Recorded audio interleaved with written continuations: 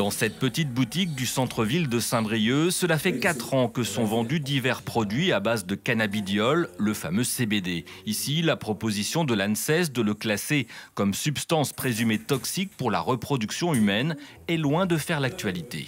Pas encore. Je pense qu'il y a des gens sur qui ça va avoir une incidence forcément, quoi. Après, pour le cœur de la clientèle, je pense pas que ça va avoir d'incidence non plus sur le long terme, quoi, parce qu'il y a d'autres produits dangereux qui sont consommés régulièrement par plein de personnes et c'est pas forcément un frein à la consommation.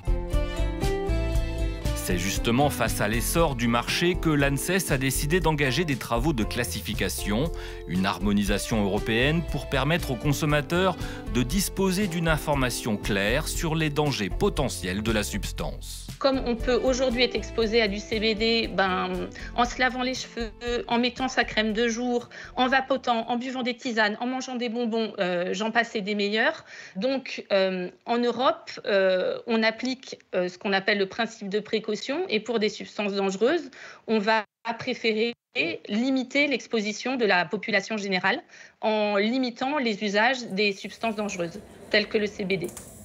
Producteur à Bron, Maurice Lebret est tombé dans le chanvre voilà plus de 20 ans. D'abord en l'utilisant comme matériau de rénovation, puis sous forme d'huile enrichie en CBD. Cette proposition de l'ANSES ne l'inquiète pas outre mesure. C'est une répétition. C'est une répétition. Même le chanvre chaud était attaqué. Hein. On disait que c'était du cannabis dans les murs. Donc là, on s'attaque maintenant aux femmes, à la reproduction, mais n'y pensons pas. Pas de stress, un lien direct sans aucun doute avec l'un des effets positifs du produit, son côté relaxant.